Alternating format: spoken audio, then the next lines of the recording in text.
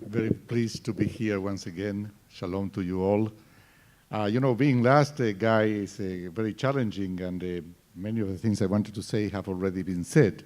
Therefore, I need more time because I have to improvise, and that takes time.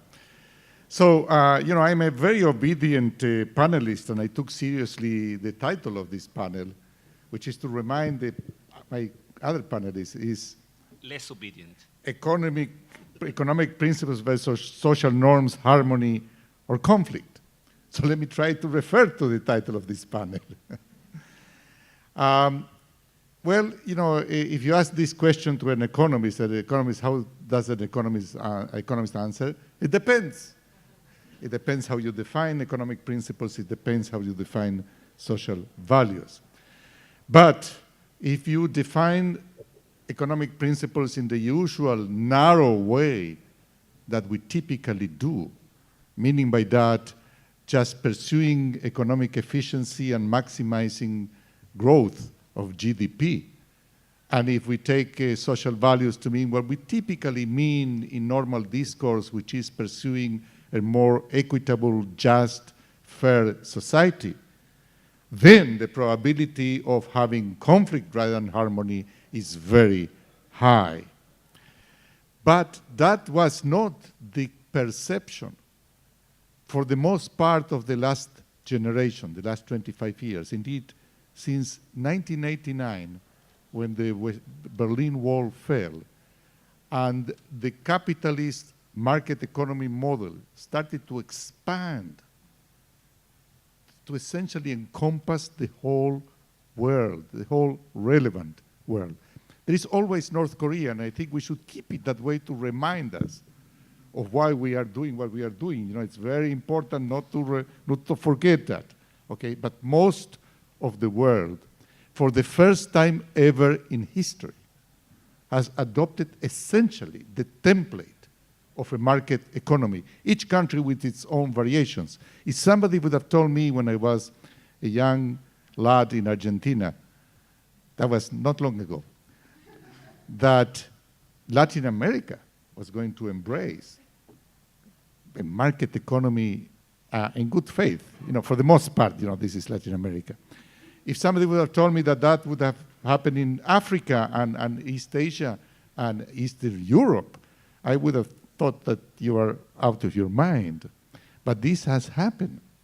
And so for almost a generation, we live under the premise that if only we were to adopt sound economic policies, particularly at the macro level, fiscal responsibility and globalization, opening up to globalization and liberalization of capital markets, and you name it, if only, okay, then prosperity will follow almost by necessity.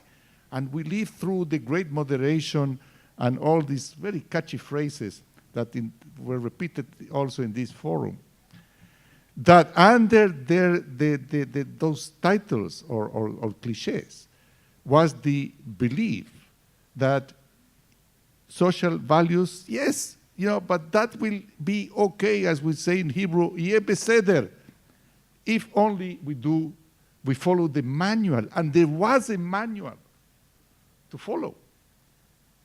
And then the crisis is not about that, but the crisis is kind of a good point to reflect. By the way, I think that the Israeli case is a fantastic example of the purest clash between economic principles as I define them and social norms to pursue. Why? Because Israel was not affected by the crisis. And therefore, we are not confusing here housing bubbles and financial collapse and whatever with the clash between these two set of principles. In Israel, 2 years ago, in the summer of 2011, what erupted in the streets when 500,000 people, 6% of the population, was chanting, "The people demand social justice," unheard of in Israel. What that reflected is precisely the clash between these two sets. Now not the crisis, we were doing very well, we are still doing very well. We follow the manual to the last, to the end, okay? And yet the middle class in Israel, the young, educated middle class cannot make it to the end of the month. And yet inequality has been growing exponentially. So what is wrong here?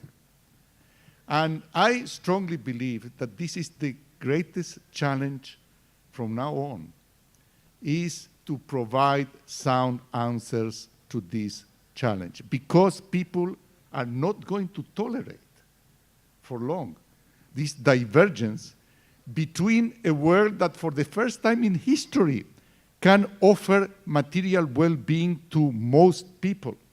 The cover story of The Economist last week, you remember? The End of Poverty. That was the title, The End of Poverty. Okay? And we are getting there faster than we thought. It's not a big deal to be above the poverty line as defined there, but nevertheless. So for the first time, we have the means to essentially provide for a minimum standard of well-being, and yet we live in a world where inequities are so great that that minimum level not only is not reaching everybody, I mean, suppose we cross that level, that the perception, our well-being depends on things other than just the absolute level on which we live. Now, there are two challenges here. One is conceptual, ideological, if you wish. I don't want to use the word ideological, conceptual. Here, economics can play a role, and I must say that my profession has betrayed me. And I'm a very proud economist, believe me. And I believe strongly in economic principles. But my profession, in academia in particular, has been enamored for too long with mathematical beauty and has forgotten of what we are talking about here. And therefore, they have neglected, we have neglected, thinking about how to resolve the conflict between these two sets of values. Now, let's not fool ourselves. There is no model that can resolve forever that conflict. That conflict will forever will be there, but there is a degree of conflict that is, you can sustain, that can lead to innovative policy, etc., and there is a level of conflict that can lead to violence or turmoil or malaise, what you feel in France. It sounds better than in Hebrew.